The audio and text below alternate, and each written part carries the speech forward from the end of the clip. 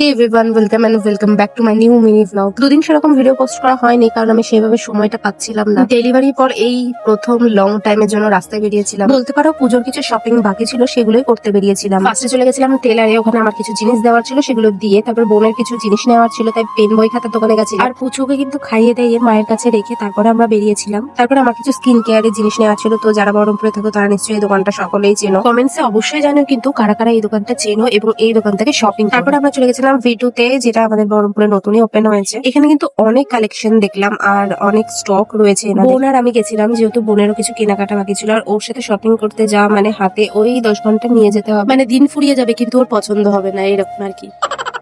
আর এখানে আমার পুচকুর জন্য কিছু জামা দেখছিলাম, বাই দ্য ওয়ে এগুলো অনেক বড় হবে ওর, সেজন্য আর এগুলো নিইনি। আর মেয়েদের জামাগুলো কিন্তু খুবই কিউট লাগছিল, বাট আমার তো ছেলে হয়েছে, মেয়েদের জামা দেখে আর কোনো লাভ নেই। এই মলে সব থেকে আমার পছন্দ হয়েছে জিন্স গুলো, রিজনেবল প্রাইসের মধ্যে, কোয়ালিটি অসাধারণ। এমনিতে কিন্তু আমার মনে শপিং করতে গেলে 10 ঘন্টা লাগায়, কিন্তু এই দিন কিন্তু দেরি করতে পারিনি কারণ পুচকুকে বাড়িতে রেখে এসেছিলাম। অদ্ভুত ব্যাপার, ও সেদিন আমার বেশি তাড়া দিচ্ছিল যে বাড়ি তাড়াতাড়ি চল, পুচকু জেগে যেতে পারে। বাড়ি আসার সময় দেখি আমাদের পাড়ার দুর্গা ঠাকুরের মূর্তি কিন্তু চলেও এসেছে মণ্ডপে।